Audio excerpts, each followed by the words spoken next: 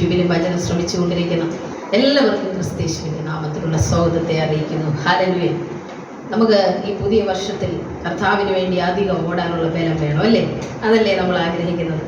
അധികം ബലം നമുക്ക് വേണം, അധികം പരിശുദ്ധാത്മാവിന്റെ ശക്തി നമുക്ക് വേണം. ഹല്ലേലൂയ.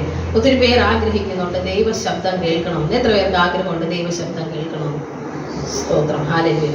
യൂട്യൂബിൽ കണ്ടുകൊണ്ടിരിക്കുന്നവർക്ക് കമന്റ് ചെയ്യാൻ കേട്ടോ, നിങ്ങൾ ദൈവശബ്ദം കേൾക്കണമെന്ന് ആഗ്രഹിക്കുന്ന എത്ര പേരുണ്ട്? ഹല്ലേലൂയ. പക്ഷെ എങ്ങനെയാണെന്ന് നമുക്കറിയത്തില്ല, അല്ലേ? എങ്ങനെ അത് കേൾക്കാൻ പറ്റുമെന്ന് നമുക്കറിയത്തില്ല, അതിനെന്തൊക്കെ ചെയ്യണമെന്ന് നമുക്കറിയത്തില്ല. അതുകൊണ്ട് ഇന്ന് വളരെ പ്രധാനപ്പെട്ട ഒരു വിഷയമാണ് പരിശുദ്ധാത്മാവിൽ നിങ്ങളോട് സംസാരിക്കാനായി പോകുന്നത്.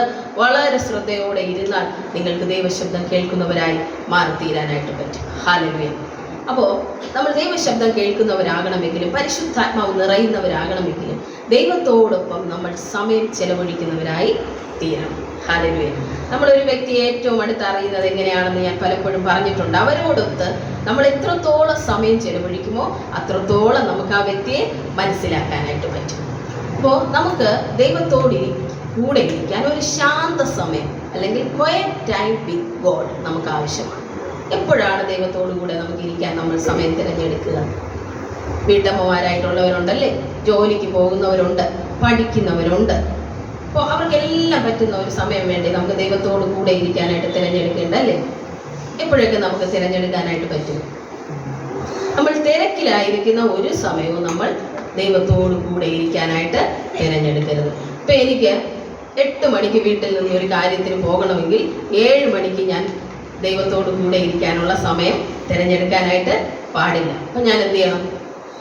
നേരത്തെ ഒരു സമയം ദൈവത്തോട് കൂടെ ഇരിക്കാൻ കണ്ടെത്തണം. എന്താണ് ദൈവത്തോട് കൂടെ ഇരിക്കുക എന്ന് പറഞ്ഞാൽ? നമ്മൾ വചനത്തോട് കൂടെ ഇരിക്കുക. ഹല്ലേലൂയ. പ്രാർത്ഥിക്കുക എന്ന് പറഞ്ഞാൽ അതിന് മറ്റൊരു അർത്ഥമാണുള്ളത് കേട്ടോ. പ്രാർത്ഥിക്കുന്നതും ദൈവത്തോട് കൂടെ ഇരിക്കുന്നതും വളരെ വ്യത്യസ്തമാണ്. ഹല്ലേലൂയ. പ്രാർത്ഥിക്കുന്നത് നമുക്ക് എന്ത് ചെയ്യും? എവിടെ ഇരുന്നാലും പ്രാർത്ഥിക്കുക, അല്ലേ? അതിനെ ഒരു ശാന്തമായ അന്തരീക്ഷം എടുക്കുന്നവരുണ്ട്, അല്ലാത്തവരുണ്ട്. നമ്മളിപ്പോഴും ഇവിടെ ഇരുന്ന് എല്ലാവരും പ്രാർത്ഥിച്ചു. എന്നാൽ ദൈവത്തോട് ഒത്തിരിക്കുക എന്ന് പറയുമ്പോൾ ഒറ്റയ്ക്ക് നമ്മൾ എന്ത് ചെയ്യണം? ഇരിക്കണം. ഒറ്റയ്ക്ക് ഇരിക്കണം. അതിന് എത്ര പേരൊന്നും സമയം കണ്ടെത്തുന്നു എന്ന് നമുക്ക് അറിയാൻ പറ്റില്ല. ആരെല്ലാം സമയം കണ്ടെത്തുന്നോ അവരെല്ലാം ആത്മാവിൽ വളരാനായിട്ടിടയായിത്തീരും. നമ്മൾ കർത്താവ് വളരെ നന്നായിട്ട് ഉപയോഗിച്ചിട്ടുള്ള ഒത്തിരി ദൈവദാസന്മാരുടെ അനുഭവങ്ങളൊക്കെ നമ്മൾ കേട്ടാൽ അവർ ഏറ്റവും കൂടുതൽ സമയം ദൈവത്തോട് കൂടെ ഇരിക്കുന്നവരാണ്. ഹല്ലേലൂയ. അപ്പോൾ നമ്മൾ യേശുവിൻ്റെ ശുശ്രൂഷയിൽ ഈ ഭൂമിയിൽ നോക്കിയാലോ, ശുശ്രൂഷ കഴിയും കർത്താവിനെ കാണാൻ പറ്റില്ല. മലയിലല്ലേ, മലയിലും നിർജ്ജന പ്രദേശത്തും എല്ലാം വാങ്ങിപ്പോയി സ്വർഗത്തിലോട് കൂടെ എപ്പോഴും ആയിരിക്കും. ദൈവവുമായിട്ടുള്ള സംഭാഷണങ്ങളിൽ ഏർപ്പെട്ടുകൊണ്ടിരിക്കും. ഒരിക്കലാണ് 2 ശിഷ്യന്മാരെ ഒരിക്കൽ മാത്രം താൻ വിളിച്ചു കൊണ്ടുപോയി. എപ്പോഴാണ്? മറുരൂപമലയിൽ പോയപ്പോ, അല്ലേ? അപ്പോൾ മാത്രമാണ് ശിഷ്യന്മാർ അത് മനസ്സിലാക്കിയത്. എനിക്ക് തോന്നുന്നു എപ്പോഴെല്ലാം യേശു പോയാലും വേറിട്ടിരുന്നാലും ഇതുപോലുള്ള അനുഭവങ്ങൾ തനിക്കുണ്ടാകും. ശിഷ്യന്മാർ അപ്പോഴും മാത്രമേ കണ്ടിട്ടുള്ളൂ. സ്വർഗീയ തലങ്ങളിൽ നിന്ന് സംഭാഷിക്കുന്നു, അവിടെയുള്ള വ്യക്തികളുമായി എല്ലാം പരസ്പരം ആശയങ്ങൾ പങ്കിടുന്നതും ഒക്കെ അവർ കാണാനായിട്ടിടയായി. ഹല്ലേലൂയ. അപ്പോൾ നമ്മൾ ഈ സ്വർഗീയ തലങ്ങളിലേക്ക് കയറി ചെല്ലാൻ നമുക്ക് കഴിയണമെങ്കിൽ നമ്മൾ ദൈവത്തോടു കൂടെ സമയം വേറിട്ടിരിക്കുന്നവരായിരിക്കണം. ഹല്ലേലൂയ. അപ്പോൾ അതിരാവിലെ സമയം നമുക്ക് അതിനുവേണ്ടി തിരഞ്ഞെടുക്കാൻ പറ്റുമെങ്കിൽ ഏറ്റവും നല്ലതാണ്. ഞാനൊരു വചനം നിങ്ങൾക്ക് അതിനുവേണ്ടി വായിച്ചു തരാം. സങ്കീർത്തനങ്ങൾ 119 147 വാക്യം. സങ്കീർത്തനങ്ങൾ 119 147.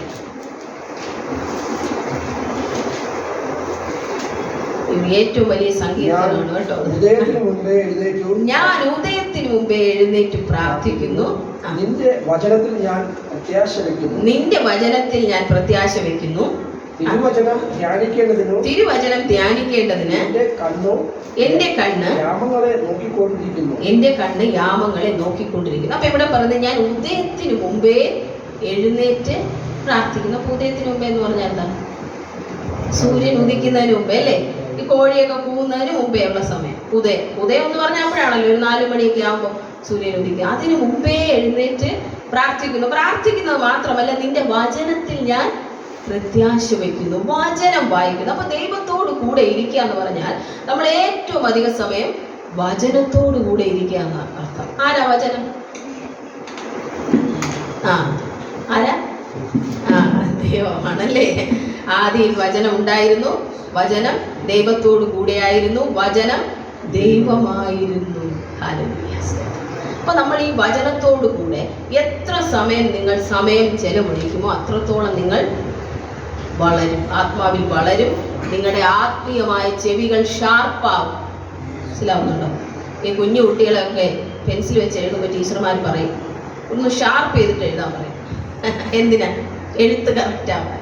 ഹല്ലേലൂയ. അപ്പൊ അതുപോലെ നമ്മുടെ മനുഷ്യന്റെ ചെവികൾ ഷാർപ്പാവണം, അല്ലേ? ഷാർപ്പാവണമെങ്കിൽ എന്ത് വേണം? നമ്മൾ ദൈവസന്നിധി വേറിട്ടിരിക്കണം. ഈ ഷാർപ്നെസ് കൂടുമ്പോൾ എന്ത് ചെയ്യാൻ പറ്റും? നമുക്ക് ദൈവശബ്ദം കേൾക്കുന്നവരായിട്ട് നമ്മൾ മാറും. ഹല്ലേലൂയ. ഈ പുലർക്കാലത്തെ സമയത്തിന് ഒരു പ്രത്യേകതയുണ്ട്, മറ്റ് ശബ്ദങ്ങളൊന്നും ഇല്ല, അല്ലേ? ആ സമയത്ത് വളരെ ശബ്ദം കുറവുള്ള സമയമാണ്. പിന്നെ ഏറ്റവും കൂടുതൽ ഫ്രഷ് എയർ കിട്ടുന്ന സമയമാണെന്നാണ് പറയുന്നത്. നമ്മൾ രാവിലെ ആയി കഴിഞ്ഞാൽ നിരത്തിലൂടെ റോഡിലൂടെ വണ്ടികളൊക്കെ ഓടി പൊടിയൊക്കെ പറത്തി, അല്ലേ? എയർ എന്ത് ചെയ്യും? മലിനമാണ്. അപ്പോൾ രാത്രി സമയത്തൊക്കെ വളരെ റെസ്റ്റിലായിരുന്ന ശേഷം രാവിലെ എഴുന്നേറ്റ് നമുക്ക് ദൈവസന്നിധിയിൽ ഇരിക്കാൻ പറ്റിയാൽ അതാണ് നമുക്ക് ഏറ്റവും നല്ല സമയം. അപ്പോൾ ഉദയത്തിന് മുമ്പേ ഞാൻ എഴുന്നേറ്റ് പ്രാർത്ഥിക്കുന്നു, നിന്റെ വചനത്തിൽ ഞാൻ പ്രത്യാശ വയ്ക്കുന്നു. തിരുവചനം ധ്യാനിക്കേണ്ടതിന് എൻ്റെ കണ്ണ് യാമങ്ങളെ നോക്കിക്കൊണ്ടിരിക്കും. അപ്പൊ എന്താ ഈ ധ്യാനിക്കുക എന്ന് പറഞ്ഞാൽ? വായിക്കുക എന്ന് പറഞ്ഞാലും ധ്യാനിക്കുക എന്ന് പറഞ്ഞാലും രണ്ടും രണ്ടാണ്. വായിക്കുക എന്ന് പറഞ്ഞാൽ എന്താ? നമ്മളിപ്പോ ഒരു അധ്യായം വായിച്ചു കേട്ടല്ലേ? ഇപ്പൊ കുരിന്ത്യർക്കെതിരെ വായിച്ചു, നിങ്ങൾക്ക് എന്തെങ്കിലും മനസ്സിലായോ? മനസ്സിലാവില്ല. അതാണ് ആ വ്യത്യാസം. നമ്മളിപ്പോ വായിച്ചു, നമ്മളത് കേട്ടുകൊണ്ടിരുന്നു, പക്ഷെ ഒന്നും നമുക്ക് ഗ്രഹിക്കാനായി കഴിയില്ല. എന്നാൽ ധ്യാനം എന്ന് പറയുന്നത് അങ്ങനെയല്ല. ഇതിനൊരു എക്സാമ്പിൾ പറയുക, ഉദാഹരണം പറയുക എന്ന് പറഞ്ഞാൽ ബുദ്ധിമുട്ടാണ്. എങ്കിലും ഞാനൊരു ഉദാഹരണം പറഞ്ഞുതരാം. ഈ പശുവിനെ വളർത്തുന്നവർക്കൊക്കെ അറിയാം, സിറ്റി ഏരിയയിലോട്ടൊന്നും അറിയാൻ പറ്റില്ല, നാട്ടും പുറത്തുള്ളവർ. ഈ പശുവിന് നമ്മൾ പുല്ലും വൈക്കോലും ഒക്കെ കൊടുക്കും, അല്ലേ? ആ ഒരു സമയത്ത് പശു എന്ത് ചെയ്യും? പെട്ടെന്ന് എല്ലാം കൂടെ വലിച്ചു വാരി തിന്ന്. നമ്മളിതിന് 5 മിനിറ്റ് കൊണ്ട് എന്തോ അതിന് കൊടുത്താലും തിന്ന് തീർക്കും. ഈ തിന്ന് കഴിഞ്ഞതിന് ശേഷം അത് റെസ്റ്റ് എടുക്കുന്ന സമയത്ത് ഉരുളയായി എന്ത് ചെയ്യും? അയവറക്കി ഇതിനെ വായ്ക്കകത്തോട്ട് കൊണ്ടുവന്ന് ഇത് വീണ്ടും ചവച്ചരച്ച് അത് ഭക്ഷിക്കും. അപ്പോൾ മാത്രമേ എന്ത് ചെയ്യും? അതിനൊരു ദഹിക്കത്തുള്ളൂ. ഹല്ലേലൂയ. ഇതാണ് വായനയും ധ്യാനവും തമ്മിലുള്ള വ്യത്യാസം. വായിക്കുക എന്ന് പറഞ്ഞാൽ എന്താ? പശു ആദ്യം തിന്നും പോലെ എല്ലാം കൂടെ നമ്മളത് വലിച്ചു വാരിയൊക്കെ തിന്നു. മനസ്സിലായോ? അപ്പോൾ ഒന്നും ദഹനം നടക്കാത്തത് കൊണ്ട് നമ്മുടെ ആത്മാവിനത് പ്രയോജനപ്പെടില്ല. എന്നാൽ എപ്പോഴാണോ നമ്മളത് വചനമായി വാക്കുകളായിട്ട് അതിൽ നിന്നെടുത്ത് ഓരോന്നായി അതിനെപ്പറ്റി ചിന്തിക്കുകയും അത് എന്താണെന്ന് ആത്മാവിൽ നമ്മൾ ഗ്രഹിക്കുകയും ചെയ്യുമ്പോഴാണ് നമുക്കത് ആത്മാവിന് പ്രയോജനമുള്ളതായി മാറുന്നത്. ഒത്തിരി വചനം വായിക്കുന്നവരുണ്ട്, പക്ഷെ അവർക്ക് പലർക്കും ആത്മാവിനുള്ള വളർച്ചയില്ല. എന്തുകൊണ്ടാണ്? അത് നമ്മുടെ ആത്മാവിൻ്റെ ഭാഗമായി മാറാത്തതുകൊണ്ടാണ്. നമ്മൾ ഒരു പ്ലേറ്റിൽ ചോറും കറികളും എല്ലാം എടുത്ത് വെച്ചിരിക്കുകയാണെന്ന് വെക്കുക. എനിക്ക് ആ പാത്രത്തിൽ നോക്കിക്കൊണ്ടിരുന്നാൽ എൻ്റെ വിശപ്പ് മാറില്ല, എൻ്റെ ആരോഗ്യവും വരില്ല. ശരിയാണ്. എന്തുകൊണ്ടാണ്? പാത്രത്തിലാണല്ലേ ഭക്ഷണം ഇരിക്കുന്നത്. എൻ്റെ അകത്തോട്ട് പോയി അത് ദഹിച്ച എൻ്റെ രക്തത്തിലേക്ക് അതിൻ്റെ വൈറ്റമിൻസ്, അതിൻ്റെ മിനറൽസ് എല്ലാം എൻ്റെ രക്തത്തിലേക്ക് ആഗിരണം ചെയ്യപ്പെട്ടാലേ എനിക്ക് അത് ഉപകാരമായിട്ട് മാറത്തുള്ളൂ. ശരിയല്ലേ ഞാൻ പറഞ്ഞത്? അപ്പം അതുപോലെ വചനം ബൈബിളിൽ ഇരുന്നാൽ പോരാ, നമ്മുടെ ആത്മാവിൻ്റെ ഒരു ഭാഗമായി വചനം മാറണം. ഹല്ലേലൂയ. എത്ര പേർക്ക് സന്തോഷമുണ്ട്? സ്തോത്രം. ഹല്ലേലൂയ. അപ്പോൾ നമ്മുടെ ആത്മാവിൻ്റെ ഒരു ഭാഗമായി വചനം മാറുമ്പോഴേ നമുക്ക് ആത്മാവിൽ വളർച്ച ഉണ്ടാവും, സ്പിരിച്വൽ ഗ്രോത്ത് ഉണ്ടാവും. മനസ്സിലാവുന്നുണ്ടോ? അപ്പോൾ വചനം എല്ലാവരും കേൾക്കുന്നുണ്ട്, പക്ഷെ എന്ത് ചെയ്യുന്നില്ല? അത് നമ്മുടെ ആത്മാവിൻ്റെ ഭാഗമായി മാറുന്നില്ല. അപ്പോൾ നമ്മൾ ഒരു 3 വചനം ഒരു ദിവസം വായിച്ചാൽ ആ 3 നമ്മൾ ജീവിതത്തിൽ പിന്നെ മറക്കാത്ത പോലെ നമ്മൾ പഠിക്കണം. മനസ്സിലാവുന്നുണ്ടോ? അങ്ങനെ നമ്മൾ തിരുവചനം ധ്യാനിക്കണം. അപ്പം ഏത് ഭാഗങ്ങളായിരിക്കണം നമ്മൾ പഠിക്കേണ്ടത്? പഴയ നിയമം മാത്രം പഠിച്ചുകൊണ്ടിരിക്കുന്നവരുണ്ട്, പുതിയ നിയമം മാത്രം പഠിച്ചുകൊണ്ടിരിക്കുന്നവരുണ്ട്. എന്നാൽ എൻ്റെ അനുഭവത്തിൽ നിന്ന് ഞാൻ പറയും, ഇത് രണ്ടും നമുക്ക് വേണം കേട്ടോ. അപ്പം എന്ത് ചെയ്യണം?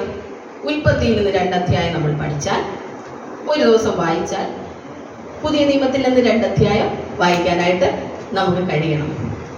മുമ്പ് കാലങ്ങളിലൊക്കെ ഞാൻ പ്രാർത്ഥിക്കുമ്പോൾ ബൈബിൾ ഇങ്ങോട്ട് എടുത്തിട്ട് ബൈബിൾ ഇങ്ങനെ എടുത്തിട്ടുണ്ടല്ലോ, ഏതേലും ഒരു പേജ് എടുത്ത് വെച്ച് വായിക്കും. അടുത്ത ദിവസം വേറൊരു പേജ്, അതിൻ്റെ അടുത്ത ദിവസം വേറൊരു പേജ്, ഇങ്ങനെ വായിക്കും. അപ്പോൾ ആദ്യം ഏത് അവസാനം ഏതാ എന്താണ് ഞാൻ വായിച്ചതൊന്നും എനിക്ക് മനസ്സിലാവില്ല. ഇന്നും അങ്ങനെ വായിക്കുന്ന ധാരാളം പേരുണ്ട്. പ്രാർത്ഥിക്കുന്ന സമയത്ത് ഏതെങ്കിലും ഒരു വചനം വായിക്കും, നമ്മളങ്ങ് പ്രാർത്ഥിക്കും. അപ്പോൾ അത് തെറ്റാണെന്നല്ല ഞാൻ പറയുന്നത്, പക്ഷെ അതുകൊണ്ട് നമുക്ക് പ്രയോജനമില്ല. മനസ്സിലാവുന്നുണ്ടോ? പ്രയോജനമില്ല. ഞാൻ ഇതിനു മുമ്പ് പറഞ്ഞിട്ടുണ്ട്, ഒരു കഥാപുസ്തകം നമ്മുടെ കയ്യിലോട്ട് തരിക, ഒരു കഥ, അതിൻ്റെ സെൻറ്ററിലുള്ള പേജ് എടുത്ത് അങ്ങ് വായിക്കുക. നമ്മൾ ആദ്യം എടുത്ത് അവസാനം എത്തും, ഒരു പിടുത്തവും നമുക്കില്ല. മനസ്സിലാവുന്നുണ്ടോ? അപ്പോൾ നമ്മൾ ബൈബിൾ വായിക്കുമ്പോൾ നമുക്കൊരു അടുക്കും ചിട്ടയോടും തന്നെ നമ്മൾ വായിക്കണം. ഇനി അക്ഷരം അറിഞ്ഞുകൂടാത്തവരുണ്ട്, വായിക്കാൻ കഴിയാത്തവർ. കഴിഞ്ഞ ദിവസം ഒരു അമ്മച്ചി എന്നെ വിളിച്ചിട്ട് പറഞ്ഞു, മക്കളെ എനിക്ക് വചനം വായിക്കാൻ അറിയത്തില്ല, ഞാൻ 2ാം ക്ലാസ് വരെ പോയിട്ടുള്ളൂ. ഞാൻ പറഞ്ഞു, അമ്മച്ചി പ്രാർത്ഥിക്കാം, ദൈവം കൃപ തരും വായിക്കാനായിട്ട്. അല്ലെങ്കിൽ ഇപ്പോൾ ഒത്തിരി ഫെസിലിറ്റീസ് ഉണ്ട്, ഓഡിയോ ബൈബിളൊക്കെ ഉണ്ട്, കേൾക്കാൻ പറ്റുന്ന ബൈബിളുണ്ട്. ആ അമ്മച്ചിയുടെ മോളെ ഞാൻ ഫോണിലേക്ക് കണക്ട് ചെയ്തിട്ട് മോളോട് പറഞ്ഞു, കുഞ്ഞെ അമ്മച്ചിക്ക് എന്ത് ചെയ്യണം, നീ ഓഡിയോ ബൈബിളുണ്ട്, അത് ഡൗൺലോഡ് ചെയ്തിട്ട് അമ്മച്ചിക്ക് ഇട്ട് കൊടുക്കണമെന്ന് പറഞ്ഞു. അമ്മച്ചി കേട്ടോണ്ടിരിക്കട്ടെ, ആഗ്രഹം വായിക്കാനുള്ള. എനിക്കൊരു അമ്മച്ചിയുണ്ട് കേട്ടോ. അമ്മച്ചിക്ക് എത്ര വയസ്സായി? 90 വയസ്സായി കാണും അല്ലേ? 90 വയസ്സുണ്ട്. അമ്മച്ചി പഴയ 2ാം ക്ലാസ് ആണെന്ന് പറയും. പഴയ 2ാം ക്ലാസ് എന്ന് പറഞ്ഞാൽ എത്രത്തോളം വിദ്യാഭ്യാസ യോഗ്യത ഉണ്ടെന്ന് എനിക്കറിയില്ല. അമ്മച്ചി വേറെ ഒന്നും വായിക്കില്ല, പക്ഷെ ബൈബിൾ കംപ്ലീറ്റ് വായിക്കാൻ അമ്മച്ചിക്ക് അറിയാം. സ്തോത്രം. ഇന്നും അമ്മച്ചി അവിടെയുണ്ട്, ആരോഗ്യത്തോടെ ദൈവം കാത്തിരിക്കുന്നതിന് ഞാൻ ദൈവത്തെ സ്തുതിക്കുന്നു. സ്തോത്രം. അപ്പോൾ ഇത് വായിക്കാനുള്ള ഒരു കഴിവ് നമുക്ക് അറിഞ്ഞുകൂടെങ്കിൽ ദൈവം നൽകിത്തരും. ഗ്രഹിക്കാനുള്ള കഴിവ് അറിഞ്ഞുകൂടെങ്കിൽ ദൈവം നൽകിത്തരും. ബൈബിൾ വായിച്ചാൽ ഒന്നും മനസ്സിലാവാത്ത ആൾ ഞാനായിരുന്നു, ഒന്നും എനിക്ക് മനസ്സിലാവില്ലായിരുന്നു. അപ്പം ഞാൻ എന്ത് ചെയ്യും? പ്രാർത്ഥിക്കും, കർത്താവേ ഇത് ഗ്രഹിക്കാനുള്ള ഒരു കൃപ എനിക്ക് തരണം. ഞാൻ അങ്ങനെ ഓരോ ദിവസവും വായിക്കുന്നത് എൻ്റെ ഉള്ളിലോട്ട് ഗ്രഹിക്കാൻ തുടങ്ങിയപ്പോഴാണ് എൻ്റെ ഹൃദയം വചനം കൊണ്ട് നിറഞ്ഞത്. മനസ്സിലാവുന്നുണ്ടോ? അപ്പം നിങ്ങളുടെ ഹൃദയം വചനം കൊണ്ട് നിറഞ്ഞാൽ അധരം സംസാരിക്കും. ഹൃദയം നിറഞ്ഞ് കവിയുന്നതത്രേ അധരം സംസാരിക്കുന്നത്, യേശു പറഞ്ഞു. ഹല്ലേലൂയ. ഞാനിങ്ങനെ വചനവും എഴുതുമൊക്കെ പഠിക്കുന്നത് കണ്ടിട്ട് എൻ്റെ അനിയൻ്റെ ഭാര്യ ഇവിടെ ഇരിപ്പുണ്ട്. പുള്ളിക്കാരി ഡയറിയൊക്കെ എടുത്ത് വെച്ചല്ലേ വചനം എഴുതുമായിരുന്നു. ഒത്തിരി സമയം വചനം എഴുതായിരുന്നു. ഇപ്പോൾ ഉണ്ടോ? നിന്നുപോയി. വല്ലപ്പോഴും എഴുതും. അതിന് ഒന്നേം തുടങ്ങണം. സ്തോത്രം. ഞാനിങ്ങനെ എഴുതുന്നതൊക്കെ കണ്ട് പുള്ളിക്കാരിക്ക് വലിയ ഉത്സാഹമായി. ഒത്തിരി എഴുതുമായിരുന്നു, ഡയറിയൊക്കെ എടുത്ത് വെച്ചിട്ട്. എന്നിട്ട് എന്നോട് വന്ന് സംശയങ്ങളൊക്കെ ചോദിക്കും. ചേച്ചി, ഒരാളെ കണ്ട് ആഗ്രഹം ഉണ്ടാകുന്നതാണ് എഴുതാനായിട്ട്. ഹല്ലേലൂയ. എന്നോട് ഒന്ന് ചോദിക്കുമായിരുന്നു, സംശയങ്ങളൊക്കെ എങ്ങനെയായത് എന്നൊക്കെ ചോദിക്കുമായിരുന്നു. ഹല്ലേലൂയ. അപ്പോൾ ഇപ്പോൾ കുറച്ച് പഠിത്തങ്ങളെ ബുദ്ധിമുട്ടൊക്കെ ആയതുകൊണ്ട് വചനം എഴുതുന്നത് കുറവാണ്. ഹല്ലേലൂയ. എങ്കിലും നമ്മൾ വചനം പഠിക്കുന്നവരായിരിക്കണം, എഴുതുന്നവരായിരിക്കണം. ഹല്ലേലൂയ. അപ്പോൾ ഞാൻ പറഞ്ഞല്ലോ, നമുക്ക് രാവിലെ സമയത്ത് വചനം ധ്യാനിക്കുവാനായി കഴിയും. വചനം നമ്മൾ വായിക്കുമ്പോൾ നമുക്കൊരു ആനന്ദം ഉണ്ടാകണം മനസ്സിന്. എന്തുണ്ടാകണം? ആനന്ദം, സന്തോഷം. അയ്യോ വചനം വായിച്ചില്ലെങ്കിൽ പ്രശ്നമാണല്ലോ എന്ന് പറഞ്ഞ് നമ്മൾ വചനം വായിക്കരുത്. സന്തോഷിച്ചുകൊണ്ട് നമുക്ക് വചനം വായിക്കാൻ കഴിയണം. നമുക്കൊരു വാക്യം നമുക്ക് വായിക്കാം. സങ്കീർത്തനങ്ങൾ 119 തന്നെ 162 വാക്യം. വലിയ കൊള്ള കണ്ടു കിട്ടിയവനെ പോലെ ഞാൻ നിന്റെ വചനത്തിൽ ആനന്ദിക്കുന്നു. ഹല്ലേലൂയ. അപ്പോൾ വലിയ കൊള്ള കണ്ടു കിട്ടിയവനെ പോലെ ഞാൻ നിന്റെ വചനത്തിൽ ആനന്ദിക്കുന്നു. അപ്പോൾ ഈ വചനത്തിൽ നിന്ന് നമുക്കൊരു സന്തോഷം കണ്ടെത്താനായിട്ട് കഴിയണം. എങ്കിലേ നമുക്ക് വായിക്കുമ്പോൾ അത് ബോറായിട്ട് തോന്നാതിരിക്കത്തുള്ളൂ. ഹല്ലേലൂയ. ഓരോ വചനം ഞാൻ വായിക്കുമ്പോഴും എൻ്റെ ഉള്ളിൽ അത് സന്തോഷമായി മാറണം. ഹല്ലേലൂയ. നമ്മൾ ഇംഗ്ലീഷിൽ അത് വായിക്കുമ്പോൾ ഇങ്ങനെയാണ് അവിടെ കാണുന്നത്.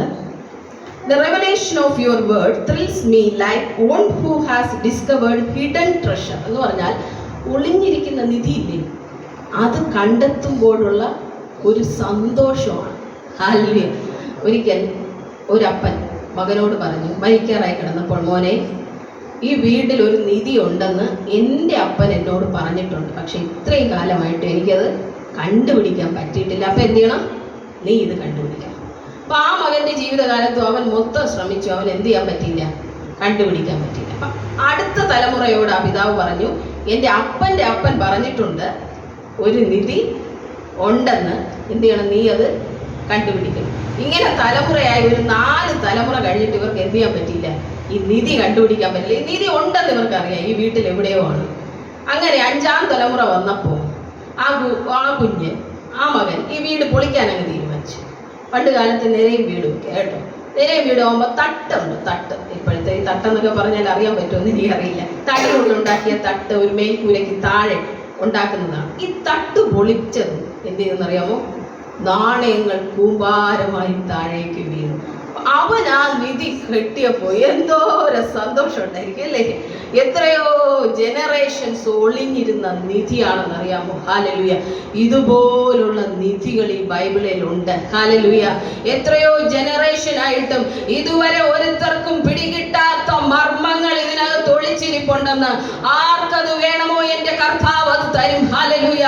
ബൈബിളുമായി നിങ്ങൾ ചേർന്നിരിക്കുമ്പോൾ, കർത്താവുമായി നിങ്ങൾ ചേർന്നിരിക്കുമ്പോൾ ആർക്കും ഇതുവരെ വെളിപ്പെടുത്തി കൊടുക്കാത്തതുപോലെ ചില ആത്മീക മർമ്മങ്ങൾ, ചില ട്രഷറുകൾ, ചില നിധികൾ വചനത്തിൽ ഒളിച്ചിരിപ്പുണ്ട്. ഇതാർക്കു വേണം? ഹല്ലേലൂയ. സ്തോത്രം. പരിശുദ്ധാത്മാവിൽ നിങ്ങളോട് ചോദിക്കുന്നു, ഈ നിധി ആർക്കു വേണം? ഹല്ലേലൂയ. ഈ ലോകത്തിൽ ഒരു നിധി കിട്ടുമ്പോൾ ഇത്രയും സന്തോഷം ഉണ്ടാകുമെങ്കിൽ സ്വർഗത്തിൽ എന്നേക്കും സ്ഥിരമായിരിക്കുന്ന വചനത്തിൽ നിന്ന് ഒരിക്കലും നശിച്ചു പോകാത്ത നിധി കണ്ടെത്തുമ്പോൾ എത്രയേറെ നമ്മൾ സന്തോഷമുള്ളവരായിത്തീരും. ഹല്ലേലൂയ. നിധി അന്വേഷിച്ച് ഒരിടത്ത് ഓടണ്ട, എല്ലാ നിധിയും ഇതിനകത്തുണ്ട്. ഹല്ലേലൂയ. നമുക്ക് വേണ്ടുന്ന സകലതും ഈ ബൈബിളിലെ വചനത്തിനകത്തുണ്ട്. ഹല്ലേലൂയ. ഈ വചനം വായിക്കുമ്പോൾ കൊള്ള കണ്ടു കിട്ടിയവനെ പോലെ, ഒരു ഒളിച്ചിരുന്ന നിധി കണ്ടെത്തിയവനെ പോലെ ഒരു സന്തോഷം എൻ്റെ അകത്തേക്ക് വരണം. ഹല്ലേലൂയ. ഇതുവരെ വന്നിട്ടുണ്ടോ വചനം വായിക്കുമ്പോൾ അങ്ങനെ ഒരു സന്തോഷം? ഇല്ല, വരണം. ഹല്ലേലൂയ. വരുമെങ്കിലേ പ്രാർത്ഥിക്കാം. ഹല്ലേലൂയ. സ്തോത്രം. സന്തോഷം വന്നിട്ടില്ലെങ്കിൽ നിങ്ങൾ പ്രാർത്ഥിക്കണം. അതിന്റെ അർത്ഥം എന്താണെന്ന് അറിയാമോ? നമുക്ക് സന്തോഷിക്കാൻ കഴിയാത്തത് ഇതിന്റെ റെവലേഷൻ, അതായത് വെളിപ്പാടുകൾ, ഇതിനകത്ത് ഒളിച്ചിരിക്കുന്ന നിധി നമുക്ക് കണ്ടെത്താൻ പറ്റിയിട്ടില്ല. അതുകൊണ്ടാണ് നമുക്ക് ആ ഒരു സന്തോഷം വരാത്തത്. ഹല്ലേലൂയ. അപ്പൊ ഞാനൊരു വചനം എങ്ങനെയാണ് വായിക്കുന്നതെന്ന് ഒരു ഉദാഹരണം കൂടെ നിങ്ങൾക്ക് പറഞ്ഞു തന്നാലല്ലേ ഇതെങ്ങനെ വായിക്കുന്നതെന്ന് നമുക്ക് മനസ്സിലാവും അല്ലേ? ഈ വചനം എങ്ങനെയാണ് ധ്യാനിക്കേണ്ടത്. നല്ല ചുമ്മാ ഞാൻ എന്തെങ്കിലും നിന്ന് പറഞ്ഞിട്ട് പോയിട്ട് ഒരു കാര്യവുമില്ല. ആഗ്രഹിക്കുന്ന എത്ര പേരുണ്ട്? ഒരു 10 മിനിറ്റ് കൂടെ. സ്തോത്രം. അപ്പൊ ഒരു ഉദാഹരണം ഞാൻ നിങ്ങൾക്ക് പറഞ്ഞുതരാം കേട്ടോ. ഞാൻ ഒരു വാക്യം അതിനൊരു എക്സാമ്പിളായിട്ട് വായിച്ചു തരിക. നിങ്ങൾക്ക് എവിടെ തൊട്ട് വേണമെങ്കിലും ബൈബിൾ വായിച്ചു തുടങ്ങാം. മത്തായി, മർക്കോസ്, ലൂക്കോസ്, 1 കൊരിന്ത്യർ, 2 കൊരിന്ത്യർ, യോഹന്നാൻ, ഇതെല്ലാം ഉണ്ട് നമുക്ക്. അപ്പൊ ഞാനൊരു ഉദാഹരണമായിട്ട് ഞാൻ എഫേസ്യർക്ക് എഴുതിയ ലേഖനത്തിൽ നിന്ന് പറഞ്ഞുതരാം കേട്ടോ. ഞാനിപ്പോൾ ഇന്ന് എഫേസ്യർക്ക് എഴുതിയ ലേഖനം വായിക്കാൻ പോവുകയാണ് എന്ന് ചിന്തിക്കുക. ഇപ്പൊ രാവിലെ 4 മണിയാണെന്ന് ചിന്തിക്കുക. ഞാൻ രാവിലെ എഴുന്നേറ്റ് ഇരുന്നിട്ട് ബൈബിള് വായിക്കാനാണ് കേട്ടോ. വേണമെങ്കിൽ നിങ്ങൾക്ക് ഒരു പാട്ടൊക്കെ പാടി കർത്താവിനെ രാവിലെ ആരാധിക്കണമെങ്കിൽ രാവിലെ ഒരു പാട്ടൊക്കെ പാടി ആരാധിച്ചതിന് ശേഷം മതി ക്വയറ്റ് ടൈം വിത്ത് ഗോഡ് എന്ന് പറയുമ്പോൾ നമ്മൾ വളരെ ശാന്തമായിരിക്കുന്ന സമയത്ത് നമ്മുടെ മനസ്സിൻ്റെ ചിന്തകളെല്ലാം മാറ്റിവെച്ച്, തിരക്കുകളൊക്കെ ഉണ്ടെങ്കിൽ നിങ്ങൾ ആ സമയത്ത് ഇരിക്കരുത്. തിരക്കില്ലാത്ത ഒരു സമയം രാവിലെയോ വൈകുന്നേരമോ നമുക്ക് ദൈവത്തിൻ്റെ സന്നിധിയിൽ ഇരിക്കാനായി മാറ്റിവെക്കാം. ഞാനിങ്ങനെ ഇരിക്കുമ്പോൾ ഞാൻ ഇന്ന് എഫേസ്യർക്ക് എഴുതിയ ലേഖനമാണ് പഠിക്കുന്നത് എന്ന് വിചാരിക്കുക. അപ്പം ഞാൻ വായിച്ചു തുടങ്ങുകയാണ് 1-ാമത്തത് മുതൽ കേട്ടോ. അത് 1-ാമത്തെ വാക്യം ഒന്ന് നോക്കിയാട്ടെ.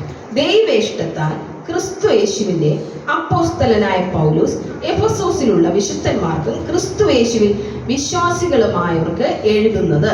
അപ്പോൾ എനിക്കതൊരു എഴുത്താണെന്ന് മനസ്സിലായി അല്ലേ? എഴുതുന്ന കാര്യമാണ്, പൗലോസ് എഴുതുകയാണ്. ഇത്രയും 1-ാമത്തെ വാക്യത്തിൽ നിന്ന് എനിക്ക് മനസ്സിലായി. 2-ാമത്തെ വാക്യം, നമ്മുടെ പിതാവായ ദൈവത്തിൽ നിന്നും കർത്താവായ യേശു ക്രിസ്തുവിൽ നിന്നും നിങ്ങൾക്ക് കൃപയും സമാധാനവും ഉണ്ടാകട്ടെ. നമ്മളൊരു ലെറ്ററൊക്കെ എഴുതുമ്പോൾ ആദ്യം എല്ലാവരെയും വന്ദനം ചെയ്യുന്നത് പോലെ നിനക്ക് സുഖമായിരിക്കുന്നു, വിശ്വസിക്കുന്നു, എങ്ങനെയൊക്കെ നമ്മൾ പറയില്ലേ? അതുപോലെ ഒരു ലെറ്ററാണ്, ഒരു ലേഖനമാണ്. അപ്പൊ ആദ്യത്തെ ആ ഒരു വന്ദനമാണ്. ഇതെല്ലാം എനിക്ക് മനസ്സിലായി. എന്നിട്ട് ഞാൻ അടുത്ത 3-ാമത്തെ വാക്യം വായിക്കും. അവിടെ ഒന്നും എന്നെ സ്പർശിച്ചില്ല. നിങ്ങളെ ഒരു പക്ഷേ ചിലപ്പോൾ അവിടെ എന്തെങ്കിലും സ്പർശിക്കുന്ന കാര്യങ്ങളുണ്ടെങ്കിൽ നിങ്ങൾക്ക് അവിടെ ഒന്ന് നിന്ന് പതുക്കെ വായിച്ചു പോകാം. ഇനി 3-ാമത്തെ വാക്യം ഞാൻ വായിക്കും. സ്വർഗത്തിലെ സകല ആത്മീക അനുഗ്രഹത്താലും നമ്മെ ക്രിസ്തുയേശുവിൽ അനുഗ്രഹിച്ചിരിക്കുന്ന. അപ്പോൾ അവിടെ എത്തിയപ്പോൾ ഞാനൊന്ന് നിന്നു. അപ്പോൾ ആ വചനം ഇങ്ങനെ പറയുന്നുള്ളൂ, സ്വർഗത്തിലെ സകല ആത്മീക അനുഗ്രഹത്താലും ക്രിസ്തുയേശുവിൽ എന്നെ അനുഗ്രഹിച്ചിരിക്കുന്നു. അപ്പോൾ ഞാൻ അവിടെ ചിന്തിക്കുക, അവിടെ നിൽക്കുന്നു വചനത്തിൽ കേട്ടോ. അപ്പോൾ അവിടെ വന്നപ്പോൾ എൻ്റെ ആ ഹൃദയത്തിൽ ആ വചനം സ്പർശിച്ചു. നിങ്ങളെ സ്പർശിക്കുന്ന വചനങ്ങൾ വേറെ ഉണ്ടാകാൻ, ഞാൻ പറയുന്നത് എൻ്റെ അനുഭവം. ഞാനത് വായിച്ചുകൊണ്ടിരുന്നപ്പോൾ എന്നെ ഹൃദയത്തിൽ സ്പർശിച്ചു. എന്ത് സ്പർശിച്ചു? സ്വർഗത്തിലെ സകല ആത്മീക അനുഗ്രഹത്താലും ദൈവം എന്നെ അനുഗ്രഹിച്ചിരിക്കുന്നു. അപ്പോൾ ഒരു പുതിയ വെളിപ്പാട് എനിക്ക് കിട്ടി അല്ലേ? അവിടെ എന്ത് കിട്ടി? സകല ആത്മീക അനുഗ്രഹങ്ങൾ ദൈവം എനിക്ക് തന്നു കഴിഞ്ഞു. എന്താ ആത്മീക അനുഗ്രഹങ്ങൾ തന്നേ? ഭൗതിക അനുഗ്രഹങ്ങൾ തന്നില്ലല്ലോ. ആ, ദൈവത്തോടുള്ള അടുപ്പത്തിന് വേണ്ടി ആത്മീക അനുഗ്രഹങ്ങൾ തന്നു. ഇനി വേറെ എന്തുകൊണ്ട് ഭൗതിക അനുഗ്രഹങ്ങൾ കർത്താവ് തന്നില്ല?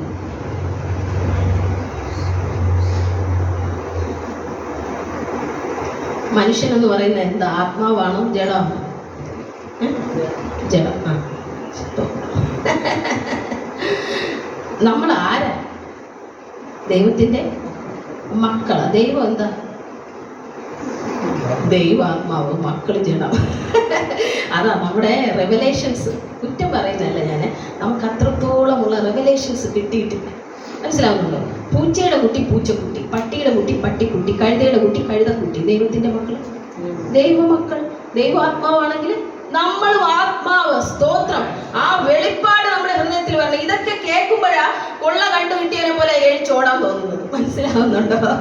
ഞാൻ ഈ വചനം വായിച്ചുകൊണ്ടിരിക്കുന്ന സമയത്ത് ചില സമയത്ത് എണീറ്റ് ഓടും, ചാടും, സന്തോഷിച്ച്. അപ്പൊ എന്നെ കണ്ടുകൊണ്ടിരിക്കുന്ന ചെറുപ്പം എന്തോ പറ്റി. കുഞ്ഞി ചോദിക്കാറുണ്ട്, അമ്മ എന്തൊക്കെ കാണിച്ചുകൊണ്ടിരിക്കുന്ന വചനം വായിക്കുമ്പോൾ. എൻ്റെ അകത്ത് ഈ സന്തോഷം. നിങ്ങൾ ഈ സോപ്പൊക്കെ കുമിളയായിട്ട് പതയ്ക്കുന്ന സമയത്ത് ഇങ്ങനെ പൊങ്ങി വരും, അതുപോലെ ഈ സന്തോഷം നൊരയിട്ട് വരും. ഇതൊക്കെ അങ്ങോട്ട് അകത്തോട്ട് കയറുമ്പോഴുള്ള സന്തോഷം.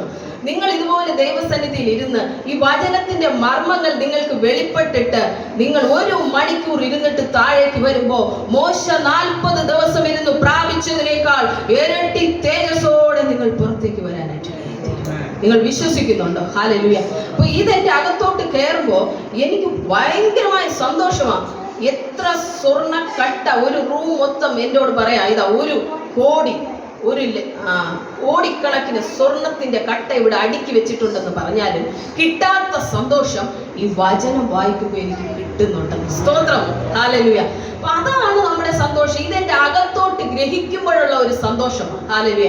ഈ വചനത്തിന്റെ മർമ്മങ്ങൾ എന്റെ അകത്തേക്ക് കയറണം. അപ്പൊ ഞാൻ ദൈവം ആത്മാവാണ്, ദൈവത്തിന്റെ മക്കളായ നമ്മൾ ആത്മാവാണ്. എനിക്കെന്തു മതി? ആത്മീക അനുഗ്രഹങ്ങൾ മതി. ഹല്ലേലൂയ. സ്തോത്രം. സ്വർഗത്തിലെ സകല ആത്മീക അനുഗ്രഹങ്ങളാലും ക്രിസ്തുവേശുവിൽ എന്നെ അനുഗ്രഹിക്കാൻ പോകുന്ന എന്നല്ല, എന്നെ അനുഗ്രഹിച്ചിരിക്കുന്ന. ഹല്ലേലൂയ. അപ്പൊ ഞാൻ എന്ത് എഴുന്നേറ്റ് 2 ചാട്ടം ചാടി. എന്നെ സകല അനുഗ്രഹങ്ങൾ ദൈവം തന്നിരിക്കുക. അപ്പൊ ഈ വചനം ഇതിനു മുമ്പ് വായിച്ചിട്ടുള്ളവർ എത്ര പേരുണ്ട്? മനസ്സിലായി. മനസ്സിലാക്കി തരാനാ കർത്താവ് നിങ്ങളിവിടെ കൊണ്ടുവന്ന. സ്തോത്രം.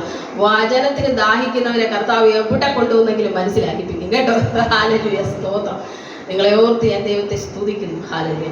അപ്പോൾ ഈ വചനം നമ്മൾ ഗ്രഹിക്കേണ്ടത്, നമുക്ക് താഴോട്ട് വായിക്കാം. സ്വർഗത്തിലെ സകല ആത്മീക അനുഗ്രഹത്താലും നമ്മെ ക്രിസ്തുവേശുവിൽ അനുഗ്രഹിച്ചിരിക്കുന്ന നമ്മുടെ കർത്താവായ യേശു ക്രിസ്തുവിന്റെ ദൈവവും പിതാവുമായതും വാഴ്ത്തപ്പെട്ടവൻ, നാം തന്റെ സന്നിധിയിൽ വിശുദ്ധരും നിഷ്കളങ്കരുമാകേണ്ടതിന്. അപ്പൊ വീണ്ടും ഞാൻ അടുത്ത വാക്യത്തിൽ നിന്നു. എന്തിനാണ് ഈ അനുഗ്രഹങ്ങൾ നമുക്ക് നൽകിയിരിക്കുന്നത്? എന്തിനാണ്? നാം തന്റെ സന്നിധിയിൽ വിശുദ്ധരും നിഷ്കളങ്കരും ആകേണ്ടതിന്. ഹല്ലേലൂയ. അപ്പൊ നമ്മുടെ തിരഞ്ഞെടുപ്പ് എന്തിനു വേണ്ടിയായിരുന്നു? തന്റെ സന്നിധിയിൽ വിശുദ്ധരും നിഷ്കളങ്കരും ആകേണ്ടതിന്. ഹല്ലേലൂയ. നമ്മൾ എന്തെങ്കിലും ചെയ്തായിരുന്നോ ദൈവം നമ്മളെ തിരഞ്ഞെടുക്കാനായിട്ട്? ഇല്ലല്ലേ. ദൈവം നമ്മളെ സ്നേഹിച്ചു, നമ്മളെ തിരഞ്ഞെടുത്തു. എപ്പോഴാണ് നമ്മളെ തിരഞ്ഞെടുത്തത്? എപ്പോഴാണ് തിരഞ്ഞെടുത്തത്? ഇവ ഹിന്ദു ആയിരുന്നിട്ട് രക്ഷയിലേക്ക് വന്ന സഹോദരിമാരുണ്ട്. എൻ്റെ ഹസ്ബൻഡ് ഹിന്ദു ആയിരുന്നു വന്ന ഒരാളാണ്. ക്രിസ്ത്യാനി ആയിരുന്നിട്ട് എന്നെ യേശുവിനെ അറിഞ്ഞവരുണ്ട്. അപ്പൊ എപ്പോഴായിരിക്കും നമ്മൾ എപ്പോഴാണോ യേശുവിനെ അറിഞ്ഞത് അപ്പൊ യേശു നമ്മളെ തിരഞ്ഞെടുത്തു. അങ്ങനെയാണോ? എന്തോ ജനിച്ചപ്പോഴെന്നാണോ സിസ്റ്റർ പറഞ്ഞത്? തെറ്റാണെന്ന് ഞാൻ പറയില്ല. നമുക്ക് ഇനി വേറെ ഉത്തരങ്ങൾ കേൾക്കാം. അമ്മയുടെ ഉദരത്തിൽ ഉരുവാകുന്നതിന് മുമ്പേ. സ്തോത്രം. ഇനിയില്ല ആൻസർ. ഇനി ഞാൻ പറയാം ആൻസർ. സ്തോത്രം. എല്ലാ ഉത്തരത്തിനായി ഞാൻ ദൈവത്തെ സ്തുതിക്കുന്നു. നിങ്ങളാൽ അറിയാവുന്നത് പറയുന്നത് ഭയങ്കര സന്തോഷമാണ്. എന്തുകൊണ്ടാണെന്ന് അറിയില്ല. ഞാൻ ടീച്ചറായിരുന്നുകൊണ്ടാണോ എന്തോ ഇടയ്ക്കിടയ്ക്ക് ചോദിച്ച ശീലമായിപ്പോയി. ക്ഷമിക്കണം. ഈ കുട്ടികളോടെയൊക്കെ അവർക്ക് എത്രത്തോളം അറിയാമെന്ന് അറിഞ്ഞാലല്ലേ ബാക്കി നമുക്ക് പറഞ്ഞു കൊടുക്കാൻ പറ്റത്തുള്ളൂ. അങ്ങനെയല്ലേ? വേറെ ടീച്ചറായിക്കൊണ്ടിരിക്കുന്ന ഒരാൾ ഇവിടെ ഇരിക്കുക, TTCക്ക് പഠിച്ചോണ്ട്. അപ്പോൾ കുട്ടികളോട് ചോദ്യം നമ്മൾ ചോദിച്ച് ശീലമായി പോയതാണ്. സ്തോത്രം. അപ്പോൾ ആ വാക്യം ഒന്നുകൂടെ ഞാൻ വായിക്കുകയാണ്. അതിപ്പോ പറഞ്ഞു തരാൻ വേണ്ടിയിട്ട് കേട്ടോ. നാം തന്റെ സന്നിധിയിൽ വിശുദ്ധരും നിഷ്കളങ്കരുമാകേണ്ടതിന് അവൻ ലോകസ്ഥാപനത്തിനു മുമ്പേ നമ്മെ അവനിൽ തിരഞ്ഞെടുക്കുകയും. ഹല്ലേലൂയ. കണ്ടോ നിങ്ങൾ ആ വാക്യം? ആ പേനുണ്ടെങ്കിൽ ഒരു 2 വരെ വരച്ചിട്ട് എപ്പോഴാ തിരഞ്ഞെടുത്തേ? ലോകസ്ഥാപനത്തിനു മുമ്പേ. എന്റെ കർത്താവ്, ഇത് കേൾക്കുമ്പോ എണീറ്റ് ഓടാതിരിക്കാൻ പറ്റുമോ? നിങ്ങൾക്ക് ഈ വചനം കേട്ടാല്? കൊള്ള കട്ട് കിട്ടിയവനെ പോലെ ആനന്ദിക്കാതിരിക്കാൻ പറ്റുമോ സഹോദരങ്ങളെ? ഇല്ല. ലോകസ്ഥാപനത്തിനു മുമ്പേ. അപ്പോ എൻ്റെ അമ്മ ഉണ്ടായിട്ടില്ല, എൻ്റെ അമ്മയുടെ അമ്മ ഉണ്ടായിട്ടില്ല, അമ്മയുടെ അമ്മ ഒന്നും ഉണ്ടായിട്ടില്ല, ആദം ഉണ്ടായിട്ടില്ല, ദൂതന്മാരുണ്ടായിട്ടില്ല. ഒന്നുമില്ലാതിരിക്കെ ഈ ഭൂമി പാഴും ശൂന്യവുമായിരിക്കെ എന്നെ നിങ്ങളെയും താൻ കണ്ട ക്രിസ്തുയേശുവിൽ തിരഞ്ഞെടുത്തത്. ഹല്ലേലൂയ. സ്തോത്രം. ഇത് കേട്ടാൽ എൻ്റെ ശരീരം മുഴുവനും മരവിക്കുന്ന പോലെ തോന്നിയിട്ടുണ്ട്. എൻ്റെ ശരീരം ഷോക്കടിക്കുന്ന പോലെ, മരവിക്കുന്ന പോലെ തോന്നിയിട്ടുണ്ട്. ഈ സന്തോഷം എൻ്റെ അകത്ത് വരുമ്പോൾ എങ്ങനെ സന്തോഷിക്കാതിരിക്കാൻ കഴിയും ഇത് കേട്ടാൽ? എന്റെയും നിങ്ങളുടെയും തിരഞ്ഞെടുപ്പ് അമ്മയുടെ ഉദരത്തിൽ ഉരുവാകുന്നതിന് മുന്നമേ, കുറച്ചുകൂടെ വ്യക്തമാക്കി പറഞ്ഞാൽ, ലോകസ്ഥാപനത്തിനു മുന്നമേ എൻ്റെ അമ്മ പോലും എന്നെ കാണാത്തപ്പോൾ, ആദമില്ലാതിരുന്നപ്പോ, ആദം വീഴുന്നതിന് മുമ്പേ, എല്ലാം ദൈവത്തിന് അറിയാല്ലേ? ആദമിനെ സൃഷ്ടിക്കുന്ന മുമ്പേ ആദം വീഴുമെന്ന് ഉൾപ്പെടെ ദൈവത്തിന് അറിയാം. അപ്പോ ഞാനും നിങ്ങൾ ജനിച്ചിട്ട് പോലുമില്ല, കർത്താവ് നമ്മളെ കണ്ടു. എന്തൊരു കാണലായിരുന്നു കർത്താവ്. ഞാൻ ചോദിക്കാറുണ്ട് ഈ വാക്യം വായിച്ചിട്ട്, കർത്താവേ, ഞാൻ ഒന്നും ആയിട്ടില്ല, ആദത്തെ പോലും അങ്ങ് സൃഷ്ടിക്കുന്നതിന് മുമ്പേ എന്നെ അങ്ങ് കണ്ടോ? അങ്ങയുടെ ജ്ഞാനം, ഹല്ലേലൂയ, അങ്ങയുടെ ജ്ഞാനത്തിന്റെ ആഴങ്ങൾ അപാരം. ഹല്ലേലൂയ. ഇതൊക്കെ വായിച്ച് ഒരു 5 മിനിറ്റ് ദൈവസന്നിധിയിൽ നിങ്ങൾ ഇതിനെ ചിന്തിച്ചൊന്നിരുന്നിട്ട് നിങ്ങൾ ഇറങ്ങി റോഡെ നടന്നാൽ നിങ്ങളുടെ അടുത്തുകൂടി പോകുന്ന ഒരു സൗഖ്യമാണ്. ഹല്ലേലൂയ. നിങ്ങളിൽ നിന്ന് വ്യാപരിക്കുന്ന ദൈവശക്തിയാണ്. ഹല്ലേലൂയ. ഇന്ന് നിങ്ങൾ എന്തുകൊണ്ടാണ് പ്രശ്നങ്ങളും പ്രതിസന്ധികളും തകർക്കുന്നതെന്ന് അറിയാമോ? വചനത്തിന്റെ മർമ്മങ്ങൾ നമ്മുടെ ഉള്ളിൽ വെളിപ്പെടാത്തതുകൊണ്ടാണ്. സ്തോത്രം. എപ്പോഴാണോ ഈ നിധി നിങ്ങൾക്ക് വെളിപ്പെട്ട് കിട്ടുന്നത്, അപ്പോൾ മുതൽ ആനന്ദം നിങ്ങളുടെ ഉള്ളിൽ നിറയും. എന്തോരം പ്രതിസന്ധി നിങ്ങളുടെ ജീവിതത്തിൽ എത്തി നോക്കാൻ വന്നാലും നിങ്ങൾ അതെല്ലാം ഒരു കാലുകൊണ്ട് കുടഞ്ഞു കളഞ്ഞിട്ട് എഴുന്നേറ്റ് ഓടും. കാരണം നിങ്ങളുടെ തിരഞ്ഞെടുപ്പ് എന്നാ? ഇന്നോ ഇന്നലെയോ നിങ്ങൾ യേശുവിനെ അറിഞ്ഞപ്പോഴോ ഉണ്ടായതല്ല. ലോകസ്ഥാപനത്തിനു മുന്നമേ നമ്മെ അവനിൽ തിരഞ്ഞെടുത്തു. എന്തിനാ ദൈവത്തിന്റെ തിരഞ്ഞെടുപ്പ്? വിശുദ്ധരും നിഷ്കളങ്കരും ആകേണ്ടതിന്. ഹല്ലേലൂയ. സ്തോത്രം. അപ്പൊ ദൈവം നമ്മൾ ഇവിടെ ഉണ്ടാകുന്നതിന് മുമ്പേ നമ്മുടെ തിരഞ്ഞെടുപ്പും കഴിഞ്ഞു, നമ്മുടെ പേരെഴുത്തും കഴിഞ്ഞു, എല്ലാം കഴിഞ്ഞു.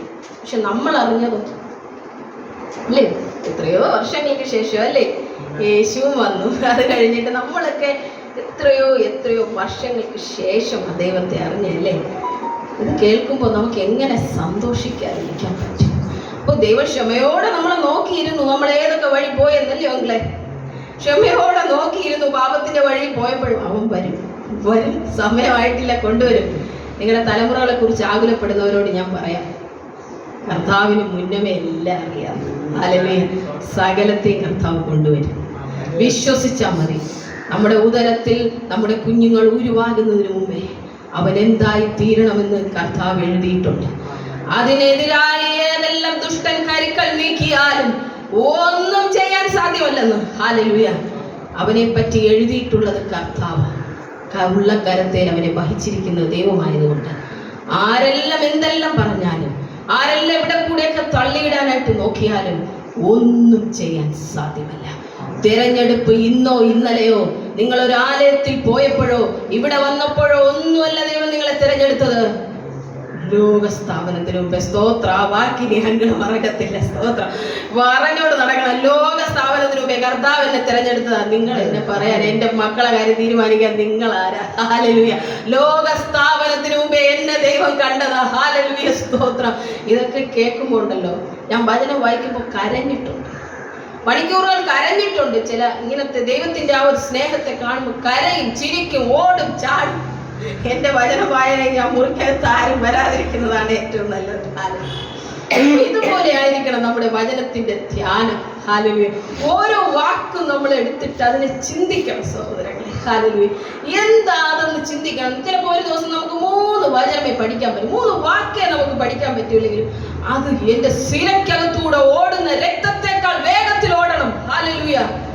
വേഗത്തിൽ ഓടുന്ന വചനം. ഹല്ലേലൂയ.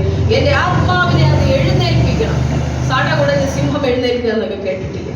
ഇതൊക്കെ നിങ്ങളുടെ ആത്മാവിലേക്ക് കയറുമ്പോൾ ഒരു സിംഹം എഴുന്നേൽക്കുന്നത് പോലെ നമുക്ക് എഴുന്നേൽക്കാനായിട്ട് കഴിയണം. ഹല്ലേലൂയ. അതാ ദൈവത്തിന്റെ, ഞാൻ നേരത്തെ പറഞ്ഞില്ലേ, ഈ റെവലേഷൻസ് മനസ്സിലാകുമ്പോൾ നമ്മൾ നിധി കണ്ടു കിട്ടിയവനെ പോലെ ആനന്ദിക്കാനായിട്ട്.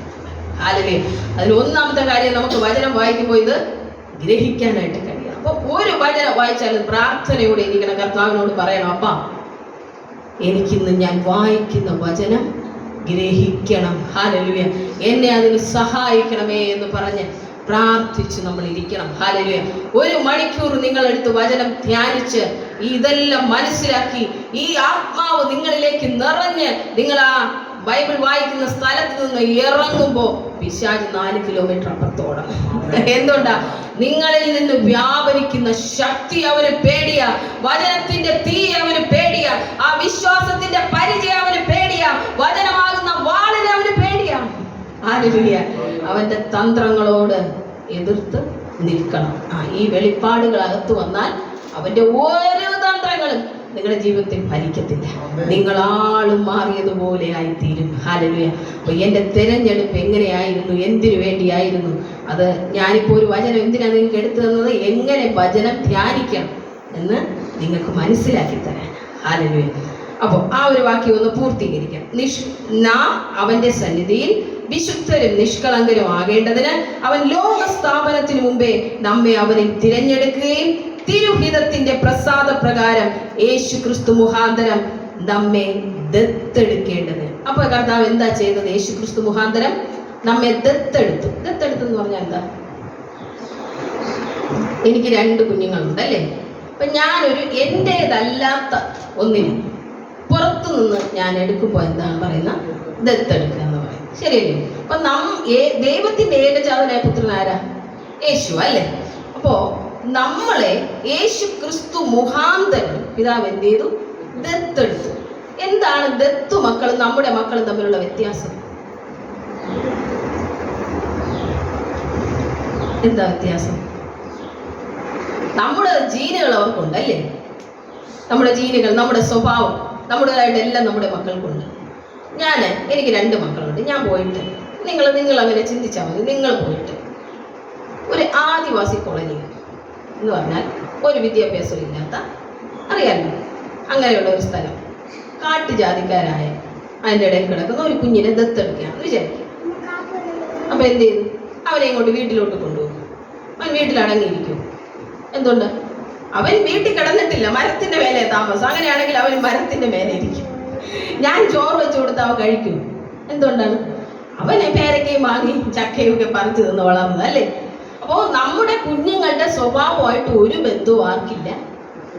ഈ ദത്തെടുത്തവനില്ല. അതുപോലെയല്ലേ നമ്മൾ യേശുവിൻ്റെ സ്വഭാവത്തിൻ്റെ എന്തേലും അയലത്ത് നമ്മൾ വന്നിട്ടുണ്ടോ? അല്ലേ? വന്നിട്ടില്ല. ഹല്ലേലൂയ. അപ്പോൾ വന്നിട്ടില്ലെങ്കിൽ നമ്മളെ അങ്ങനെ ആക്കണം അല്ലേ? അപ്പൊ വിശുദ്ധരും നിഷ്കളങ്കരും അല്ല നമ്മൾ, ശരിയാണല്ലോ അല്ലേ? പാപത്തിൽ കിടന്നവര്. അപ്പൊ കർത്താവിന്റെ പണി എന്താ?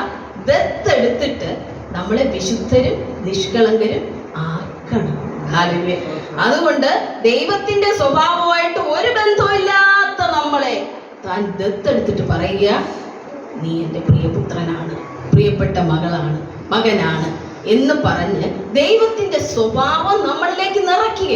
മനസ്സിലാവുന്നുണ്ടോ ഞാൻ പറയുന്നത്? അപ്പൊ ഈ കുഞ്ഞിനെ, ഈ ദത്തെടുത്ത ഈ കാട്ടിൽ താമസിച്ച കുഞ്ഞിനെ ഞാൻ ഭവനത്തിൽ വളർത്തി, അവൻ എൻ്റെതായ ചിട്ടകൾ പഠിപ്പിച്ച് എൻ്റെ കാര്യങ്ങൾ പറഞ്ഞു കൊടുത്ത് ഒത്തിരി കാലം കഴിയുമ്പോൾ അവൻ ഇവിടത്തെ പോലെ എല്ലാ കാര്യങ്ങളും പഠിച്ചു തുടങ്ങും. ഭാഷ പഠിച്ചു തുടങ്ങും. ഹല്ലേലൂയ. എല്ലാം പഠിച്ചു തുടങ്ങും. അതാ ദൈവത്തിന്റെ പദ്ധതി എന്ന് പറയുന്നത്. അപ്പോൾ ദൈവത്തിന്റെ സ്വഭാവമായിട്ട് യാതൊരു ബന്ധവും ഇല്ലാത്ത ദത്തെടുക്കപ്പെട്ട മക്കളാണ്. ഹല്ലേലൂയ. അപ്പൊ ദൈവം എന്തുമാത്രം നമ്മളെ സ്നേഹിച്ചു. ഹല്ലേലൂയ. അപ്പോൾ ഇത് വായിക്കുമ്പോൾ നമ്മൾ ഇങ്ങനെ വചനം ഗ്രഹിച്ചു കഴിഞ്ഞാൽ നമുക്ക് സന്തോഷിക്കാനുള്ള വക എവിടെ ഉണ്ട്? ബൈബിളിലുണ്ട്. ഹല്ലേലൂയ. ഈ മർമ്മങ്ങൾ നിങ്ങൾ ഗ്രഹിച്ച് നിങ്ങൾ ആ വചന ധ്യാനത്തിൽ നിന്ന് എഴുന്നേറ്റ് പുറത്തു വന്നാൽ ഒരു പുതിയ വിശ്വാസത്തോടെയായിരിക്കും നിങ്ങൾ നടക്കുന്നത്. ഹല്ലേലൂയ. ഒന്നിനെ പറ്റിയും പിന്നെ നിങ്ങൾ ആകുലപ്പെടില്ല. നമ്മൾ ഈ ആകുലപ്പെടുന്നതിന്റെ പ്രധാന കാര്യം എന്താ? നാളെ പറ്റി നമുക്ക് അറിഞ്ഞുകൂടാത്തത്. നാളെ എന്താകുമെന്ന് നമുക്കറിയില്ല. അപ്പൊ ലോക സ്ഥാപനത്തിന് മുമ്പേ നമ്മളെ കണ്ട ദൈവത്തിന് നമ്മൾ എന്തായി തീരുമെന്ന് അറിയില്ലേ? സ്തോത്രം. എല്ലാം അറിയാം. എല്ലാം അപ്പന്റെ കരങ്ങളിൽ കൊടുത്താൽ മതി. ഹല്ലേലൂയ. ഞാൻ നിങ്ങളോട് ഒരു എക്സാമ്പിളായിട്ട് ആ ഒരു വചനം എടുത്തത്. അപ്പം നമ്മളിങ്ങനെ വചനം ധ്യാനിക്കുമ്പോൾ ഓരോരോ വചനങ്ങളായിട്ട് ഓരോരോ വാക്കുകളായിട്ട് അതെന്താണെന്ന് മനസ്സിലാക്കാനായിട്ട് ശ്രമിക്കണം. ഹല്ലേലൂയ. അപ്പോൾ ഇനി ബൈബിളുമായി ദൈവസന്നിധിയിൽ ഇരിക്കുമ്പോൾ എങ്ങനെയാണ് വചനം പഠിക്കേണ്ടതെന്ന് മനസ്സിലായില്ലോ? അറിഞ്ഞുകൂടാത്ത കാര്യങ്ങൾ ദൈവം തന്നെ നിങ്ങൾക്ക് വെളിപ്പെടുത്തി തരും. ഇവിടെ പറയാൻ പറ്റുന്ന കാര്യങ്ങളെല്ലാം നമുക്ക് ഇവിടെ പറയാം കേട്ടോ. അപ്പൊ ഇന്ന് 2-3 കാര്യങ്ങൾ നിങ്ങൾക്ക് മനസ്സിലായില്ലേ? മനസ്സിലായി? എന്തൊക്കെയാ മനസ്സിലായത്? എന്നല്ലോ ബൈബിൾ വായിക്കാനും അത് പഠിക്കാനും ഒരു സമയം വേണമെന്ന് നമുക്ക് മനസ്സിലായി. ദൈവത്തോടൊപ്പം സമയം ചെലവഴിച്ചേ മതിയാകുമെന്ന് മനസ്സിലായി. നമ്മൾ ഒത്തിരി കാര്യങ്ങൾക്ക് ഈ ലോകത്തിൽ ഓടി നടന്നാൽ കിട്ടുന്ന സന്തോഷത്തെക്കാളും കോടിക്കണക്കിന് ഇരട്ടിയാണ് ഇതിൽ നിന്ന് കിട്ടുന്ന സന്തോഷമെന്ന് നമുക്ക് മനസ്സിലായി. പിന്നെ എന്തൊക്കെ മനസ്സിലായി? ലോക സ്ഥാപനത്തിനു മുമ്പേ ദൈവം നമ്മെ തിരഞ്ഞെടുത്തു എന്ന് മനസ്സിലായി. എന്തിനാ തിരഞ്ഞെടുത്തത്? അവന്റെ സന്നിധിയിൽ വിശുദ്ധരും നിഷ്കളങ്കരും ആകേണ്ടതിന് ലോക സ്ഥാപനത്തിനു മുമ്പേ ക്രിസ്തുവേശുവിൽ നമ്മെ തിരഞ്ഞെടുക്കുകയും ദത്തെടുക്കുകയും ചെയ്തു. ഇത്രയും കാര്യങ്ങൾ മനസ്സിലായില്ലേ? ഇനി ഇതൊരിക്കലും മറക്കില്ലല്ലോ. സ്തോത്രം. അപ്പൊ നമുക്ക് ഒന്നിച്ച് പ്രാർത്ഥിക്കാമല്ലോ. കർത്താവേ, നല്ല സമയത്തിനായി സ്തോത്രം. ഞങ്ങൾ ഒന്നിച്ച് അങ്ങയുടെ സന്നിധിയിലേക്ക് വരികയാണ്. ഹല്ലേലൂയ. ഞങ്ങൾ എന്തിനാണ് അങ്ങ് തിരഞ്ഞെടുത്തതെന്ന് പ്രിയ മക്കൾക്ക് ഗ്രഹിപ്പിച്ചു കൊടുത്തതിനായി നന്ദിയോട് സ്തോത്രം. ഞങ്ങളെ അങ്ങ് എപ്പോൾ തിരഞ്ഞെടുത്തു, എന്തിനു തിരഞ്ഞെടുത്തു, എല്ലാ കാര്യങ്ങളും പരിശുദ്ധാത്മാവേ അങ്ങയുടെ മക്കളുടെ ഹൃദയത്തിൽ ആഴമായി പതിപ്പിക്കണം. ഹല്ലേലൂയ. ഇനി അവരുടെ ഹൃദയത്തിൽ നിന്ന് അത് മറന്നു പോകാനായിട്ട് ഇടയായി തീരരുത്. ഹല്ലേലൂയ. ആ ദൈവത്തിന്റെ സന്നിധിയിൽ നിന്ന് അവർ എഴുന്നേൽക്കും തേജസ്സോടെ, തേജസ്സിന്മേൽ തേജസ് പ്രാപിക്കുന്നവരായി ഓരോ നിമിഷവും തീരണം. അവർ ദൈവ ശബ്ദം കേൾക്കുന്നവരായി തീരണം. വെളിപ്പാടുകൾ പ്രാപിക്കുന്നവരായി തീരണം. ക്രിസ്തുവിന്റെ മർമ്മങ്ങൾ ഹൃദയത്തിൽ ഗ്രഹിക്കുന്നവരായി തീരണം. ഹല്ലേലൂയ. കർത്താവേ, ഓൺലൈനിലൂടെ കണ്ടുകൊണ്ടിരിക്കുന്ന എല്ലാ വ്യക്തികൾക്കായി ഞാൻ പ്രാർത്ഥിക്കുകയാണ്. ഹല്ലേലൂയ. ആരെല്ലാമാണോ കർത്താവിന്റെ കൃപയിൽ വളരുവാൻ ആഗ്രഹിക്കുന്നു, വചനം ധ്യാനിക്കാൻ പഠിക്കാൻ ആഗ്രഹിക്കുന്നു, അവരെല്ലാം ഞാൻ ബ്ലസ് ചെയ്ത് പ്രാർത്ഥിക്കുന്നു. കർത്താവ് വചനത്തിന്റെ വാതിലുകളെ കർത്താവ് അവർക്ക് തുറന്നു കൊടുക്കണം. വെളിപ്പാടുകളെ തുറന്നു കൊടുക്കണം. കർത്താവെ, പ്രാർത്ഥിക്കുവാനും വചനം വായിക്കുന്നതിനും തടസ്സമായി ആത്മമണ്ഡലത്തിൽ അവരോട് പോരാടുന്ന എല്ലാ അന്ധകാര പൈശാചിക മണ്ഡലങ്ങൾ അവരുടെ കുടുംബത്തിൽ നിന്ന് വിട്ടുപോകട്ടെ. ആത്മീകമായി അവർ വളരട്ടെ. കർത്താവിന് വേണ്ടി അവർ പ്രയോജനപ്പെടുന്നവരായി തീരട്ടെ. ലോകത്തിന്റെ വെളിച്ചങ്ങളായി തീരട്ടെ. യേശുവിന്റെ നാമത്തിൽ ഞാൻ പ്രാർത്ഥിച്ച് അനുഗ്രഹിക്കുകയാണ്. ബ്ലെസ്സിംഗ് ആയി തീരണം. ഹല്ലേലൂയ. രോഗങ്ങളായി ഭാരപ്പെടുന്നവർക്ക് വേണ്ടി പ്രാർത്ഥിക്കുകയാണ്. ഇപ്പോൾ നിങ്ങൾ എവിടെയെങ്കിലും രോഗത്തിന്റെ ബുദ്ധിമുട്ടുകൾ അനുഭവിക്കുന്നെങ്കിൽ നിങ്ങളിപ്പോൾ അവിടെ കരം വെച്ചാട്ടെ. ഹല്ലേലൂയ. യേശുവിന്റെ നാമത്തിൽ കർത്താവേ, രോഗം അനുഭവിക്കുന്ന ഭാഗത്ത് അവർ വെച്ചിരിക്കുന്ന കരത്തിനു മേൽ എൻ്റെ യേശുവിന്റെ കരം വെക്കണമേ. അത്ഭുതകരമായ ഒരു സൗഖ്യം എൻ്റെ കർത്താവ് അവർക്ക് നൽകണമെന്ന് പ്രാർത്ഥിക്കുന്നു. യേശുവിന്റെ നാമത്തിൽ അവർ സൗഖ്യമാകട്ടെ. നാഡീ ഞരമ്പുകൾ, പേശിയിലെ വലിവുകൾ യേശുവിന്റെ നാമത്തിൽ സൗഖ്യമാകട്ടെ, സൗഖ്യമാകട്ടെ, സൗഖ്യമാകട്ടെ. ഹാർട്ട് സംബന്ധമായ വിഷയങ്ങൾ അനുഭവിക്കുന്നവർ യേശുവിന്റെ അധികാരമുള്ള നാമത്തിൽ ഇപ്പോൾ സൗഖ്യമാകട്ടെ. ഹല്ലേലൂയ. നന്ദിയോട് ഞങ്ങൾ അങ്ങേ സ്തുതിക്കുന്നു. ഹല്ലേലൂയ. ശരീരത്തിൽ നീരുകൾ വെച്ചിട്ട്, കാലിലൊക്കെ നീര് വെച്ചിട്ടുള്ള അനുഭവങ്ങൾ, നടക്കാൻ കഴിയാതെ ആയിരിക്കുന്നവർ യേശുവിന്റെ നാമത്തിൽ ഇപ്പോൾ സൗഖ്യമാകട്ടെ. ഹല്ലേലൂയ. നന്ദിയോടെ സ്തോത്രം. തൈറോയിഡ് രോഗങ്ങളെ കർത്താവ് സൗഖ്യമാക്കുന്നു. തൈറോയിഡിനാൽ ഭാരപ്പെടുന്നവർ യേശുവിന്റെ നാമത്തിൽ ഇപ്പോൾ സൗഖ്യമാകട്ടെ. ഹല്ലേലൂയ. ആ കഴുത്തിൽ കരം വെച്ചുകൊണ്ടായിരിക്കുന്ന സഹോദരിമാർ യേശുവിന്റെ നാമത്തിൽ സൗഖ്യമാകട്ടെ. കർത്താവിന്റെ കരം ഇപ്പോൾ ചലിക്കുന്നതിനായി സ്തോത്രം. യേശുവിന്റെ നാമത്തിൽ നട്ടലിന്റെ കണ്ണികൾ അകന്നത് മൂലമുള്ള രോഗത്താൽ ഭാരപ്പെടുന്ന ചിലരെ കർത്താവ് ഇപ്പോൾ തൊടുന്നു. യേശുവിന്റെ നാമത്തിൽ അവർ സൗഖ്യമാകട്ടെ. കർത്താവ് ഇപ്പോൾ സൗഖ്യമാക്കുന്ന കൃപയ്ക്കായി സ്തോത്രം. അങ്ങയുടെ സൗഖ്യത്തിന്റെ ശക്തി ഇപ്പോൾ ഈ ലൈവ് സ്ട്രീം കണ്ടുകൊണ്ടിരിക്കുന്ന ഓരോ ഭവനങ്ങളിലേക്ക് ഇപ്പോൾ വ്യാപരിക്കണം. ഇവിടെ ആയിരിക്കുന്ന അങ്ങയുടെ മക്കളുടെ ശരീരത്തിലേക്ക് വ്യാപരിക്കട്ടെ. യേശുവിന്റെ നാമത്തിൽ സകല രോഗങ്ങൾ സൗഖ്യമാകട്ടെ. അവർ വന്നതുപോലെയല്ല, അവർ വചനം കേട്ടുകൊണ്ടിരുന്ന പോലെയല്ല, പുതിയ ഒരു ചൈതന്യത്തോടെ, പുതിയൊരു ശക്തിയോടെ ഇവിടം വിട്ടുപോകട്ടെ. യേശുവിൻ നാമത്തിൽ ഞാൻ പ്രാർത്ഥിക്കുന്നു. കർത്താവ് അത്ഭുതം ചെയ്തതിനായി നന്ദി. കർത്താവിന്റെ കരവരോട് കൂടെ ഇരിക്കണം. യേശുവിൻ നാമത്തിൽ തന്നെ പിതാവേ. ആമേൻ, ആമേൻ, ആമേൻ. സ്തോത്രം. God bless you.